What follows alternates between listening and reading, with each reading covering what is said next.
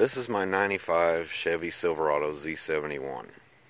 I've done a lot of modifications to it, mostly under the hood and inside and underneath the truck. I've got the tow mirrors on it.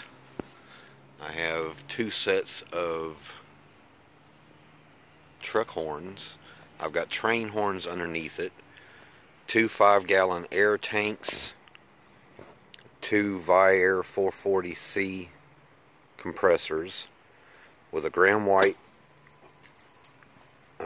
valve between the seats for the train horns. That's right there. You pull up on it to make the train horns underneath the truck sound. I've got this pull cord for the truck horns on top of the truck. I've got an air gauge that shows me the pressure in the tanks, which is the white needle, and the pressure going to the horns, which is adjustable with the yellow needle. Down here is the adjuster, so I can adjust what pressure goes to the horns underneath and to the truck horns. I have a CB radio. It's the Bluetooth one, the updated Cobra. The light shining on the dash right now is my battery isolator for my dual battery setup under the hood. I have a in-dash Android powered DVD player, stereo, etc. There is an amp, a 1000-watt amp under the back seat with 2 10-inch subs. Well, they're not 10-inch yet, but they're going to be. This is a gauge that shows me my battery voltage. That's the main battery. That's the auxiliary battery.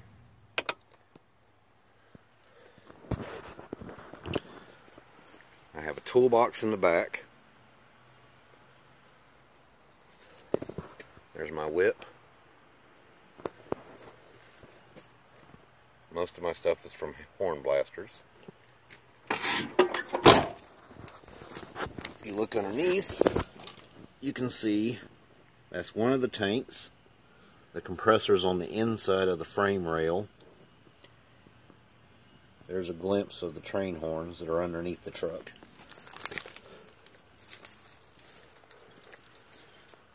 I did aftermarket headlights with halos and LEDs. These are LEDs that light up on the horn, as you could just see.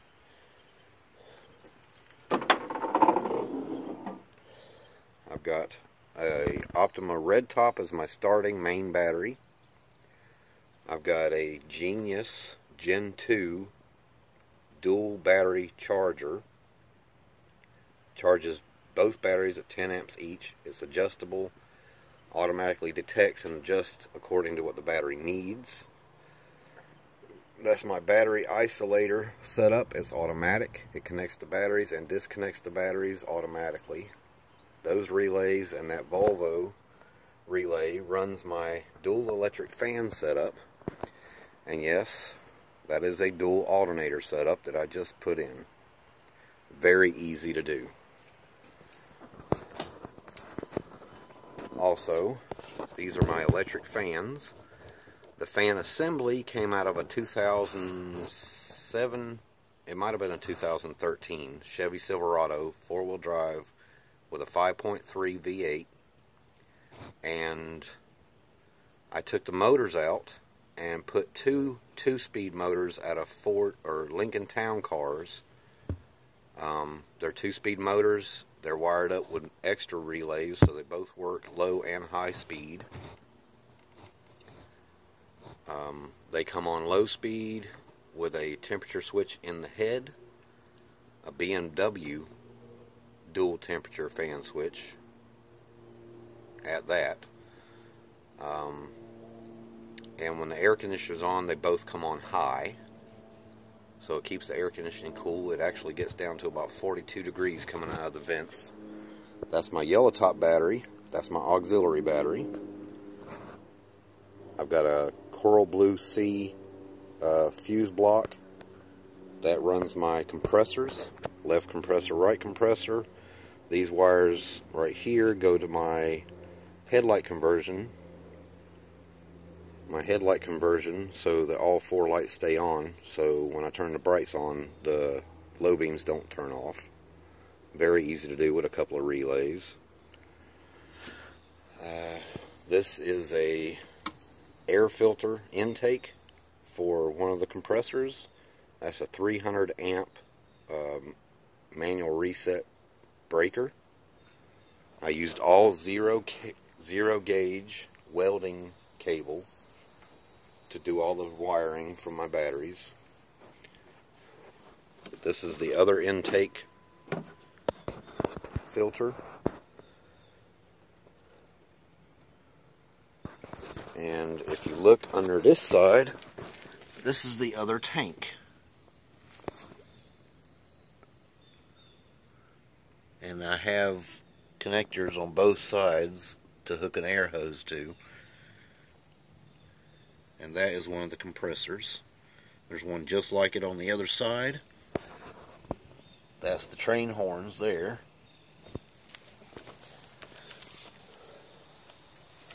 The whole truck has a Viper 5706V alarm system. The alternators are AD244 alternators. I believe they were standard on a 2007 or 2005 Silverado. They're 145 amp each factory. They were very easy to connect and very easy to mount, and the belt to run this setup, that is the belt number. That's a DriveWorks belt from Advanced Auto Parts. As you can see, this is how I did that. That chrome piece is a old-fashioned alternator adjustable arm that you use, that you can buy at Advanced Auto Parts. The 2 holes at the end, when you buy one new, it has 2 holes at the end. They line up perfectly for these alternators to line up level and everything.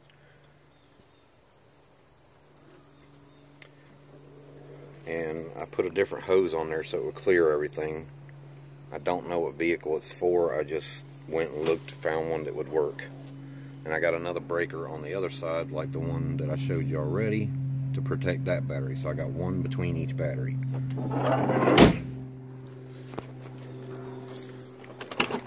In addition to the Viper alarm system, I've also got 2 front-facing cameras. They automatically record anything going in the front. I've got a rear view camera. I've got the mirror with the compass and the temperature in it and the auto dimming. That works great. My air conditioner gets down to about 42 degrees coming out of the vents. I've done extensive work on that to make that work the way I wanted it to. It also has a passive hands-free add-on device that goes to the alarm system, so that when my keys are in my pocket and I walk away from the vehicle, it automatically locks and sets the alarm. It's a step side. It's a 95 Z71 package. I've got LED light bar on the top of the bumper. I've got LED lights under the bumper. The ones under the bumper come on with the low beams. The one on top of the bumper comes on with the high beams. And the horns are very loud, both sets. When you're in the truck, it's not that loud, but if you're outside the truck, it will hurt your ears.